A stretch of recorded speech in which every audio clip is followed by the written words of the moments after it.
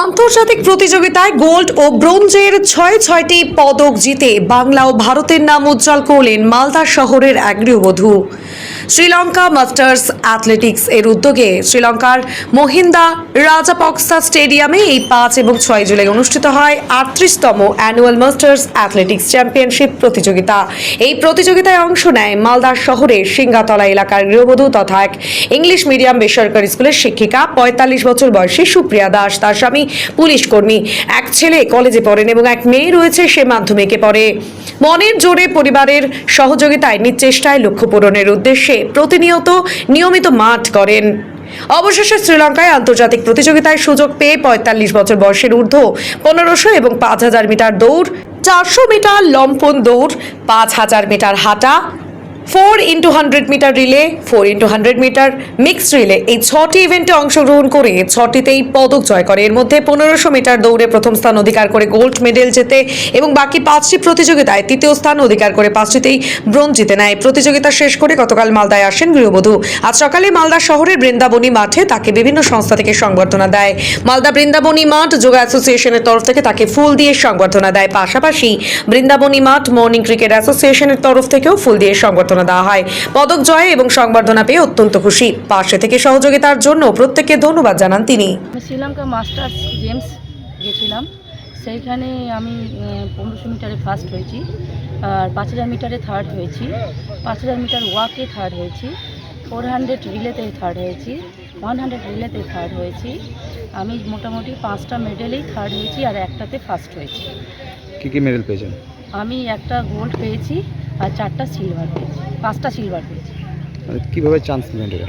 আমি প্রথমে state meet করলাম কুচবিহারে, তারপরে খেললাম হলদিয়ায় স্টেট মিট, তারপরে গেলাম গোয়া, তারপরে ন্যাশনাল করতে, ন্যাশনালও গোল্ড পেলাম, তারপরে গেলাম অযোধ্যা, সেখানেও গোল্ড পেলাম, তারপরে আমি বাংলাদেশ ইন্টারন্যাশনাল খেলে আসলাম, তারপরে খেলে আসার পর আমার ওখানেও গোল্ড নিয়ে আসলাম, তারপরে শ্রীলঙ্কায় সুযোগ দিল, শ্রীলঙ্কায় সুযোগ পেয়ে আমি পার্টিসিপেট করলাম।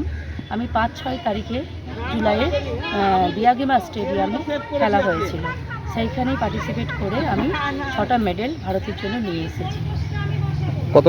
কত তারিখে হয়েছিল খেলাটা? 5-6 জুলাই হয়েছিল, দুদিন ধরে আমাদের এই কম্পিটিশানটা হয়েছিল, 5ই জুলাই 6ই জুলাই। কবে গেছিলেন, কবে আসলেন? আমি 1 তারিখে রওনা দিয়েছিলাম আর 10 তারিখে মালদা রিটার্ন করেছি। কেমন লাগছে এভাবে? আমাকে খুব ভালো লাগছে যে আমি ভারতের হয়ে খেলে আমি গোল্ড নিয়ে আসতে পেরেছি এবং আমার ভারতবাসীরা আমাকে সহযোগিতা করেছিল, আমাকে প্রেরণা জাগিয়েছিল যে ভালো করে প্র্যাকটিস করলে আজকে আমি ভালো জায়গায় পৌঁছাতে পারব। সকলের সহযোগিতা কেমন পেয়েছেন? সহযোগিতা আমি অর্থের সহযোগিতা পাইনি, কিন্তু এমনি সহযোগিতার হাত টুকটাক 2-1টা ক্লাব আমাকে দিয়েছে, যেমন আমাকে শিবাজি সংঘ থেকে দিয়েছে, আমাদের 4 নম্বর ওয়ার্ড মনুদা দিয়েছে, তারপরে আমাকে দিয়েছে থেকে ভেটারেন্স থেকে কিছুই পাইনি। ওনারা তো আমার নামই এন্ট্রি করে না, ক্লাবগুলো একজন খেলোয়াড়, ওনাদের আমার প্রতি কী রাগ কী প্রেরণা তা জানি না। কোনোদিন ভেটারেন্স হয়ে আমি মালদা ভেটারেন্স হয়ে খেলতে পারিনি, আমি ডাইরেক্ট নিজে রিক্রুটমেন্ট করে খেলতে গেছি। আমি English physical education teacher, north point English academy. আজকে আমি আমার স্কুলের সাপোর্ট পেয়েছি, তারা আমাকে ছুটি মঞ্জুর করে, তারা আমাকে অর্থ দিয়ে সাহায্য করেছিল, 10,000 টাকা তারা আমাকে দিয়েছিল। আমি তাদের প্রেরণায় আরও এগিয়ে যেতে চাই। পরিবারে কে কে রয়েছে আপনার? পরিবারে আমার হাজব্যান্ড রাজু ঘোষ, সে একজন পুলিশ কর্মী, এবং আমার এক ছেলে শুভ্রজ্যোতি ঘোষ, তার বিএসসি সেকেন্ড ইয়ার, মেয়ে হচ্ছে শুভশ্রী ঘোষ, ক্লাস 10। আমার স্বামীর সহযোগিতায় আজকে আমি আরও যেতে পেরেছি, কারণ উনি চাকরি সামলে, সংসার সামলে, ছেলে মেয়েকে দেখে তারপরে আমাকে বিদেশে খেলার সুযোগ করার জন্য সুযোগ দিয়েছে। প্র্যাকটিসটা কীভাবে সময় কাটান? প্র্যাকটিসটা আমি একজন শারীরিক শিক্ষার শিক্ষিকা, কিন্তু আমার পক্ষে খুব কষ্ট হয়ে যায় যে প্র্যাকটিস করাটা, স্কুল করে সংসার সামলে পেরে উঠি না। ছুটির দিনগুলোতে বেশিরভাগ আমি আর্লি মর্নিংয়ে প্র্যাকটিস করি, 6:30 থেকে 8:30 পর্যন্ত বৃন্দাবনী মাঠ, পুলিশ লাইন মাঠ বা মালদা ক্লাব জিমেও আমি প্র্যাকটিস করি। কিভাবে মানুষকে অনুপ্রেরণা দেবেন আপনার এটা? আমি চাই যে যারা বয়স্করা আছে তারা শরীরটাকে সুস্থ রাখার জন্য প্রতিদিন মাঠে এসে মর্নিং ওয়াক করুক, আর নিজেদের শরীরটাকে সুস্থ রাখুক। আজকে সারা বিশ্বে বিভিন্ন রোগ দেখা দিচ্ছে, থাইরয়েড, হাই প্রেশার, সুগার, এইগুলো থেকে তারা যেন মুক্ত থাকে। মুক্ত হাওয়াতে তারা মাঠে এসে মর্নিং ওয়াক করুক, এক্সারসাইজ করুক, তাহলে দেখব আজকে ভারতবাসীদের এই রোগের সংখ্যা অনেক কমে যাবে। আপনার নাম পরিচয়? আমার নাম সুপ্রিয়া দাস, সাউথ সিঙ্গাতলায় বাড়ি। ইয়ারের এটা কত বছরের? এটা আমার 45 গ্রুপে আমি পার্টিসিপেট করেছি।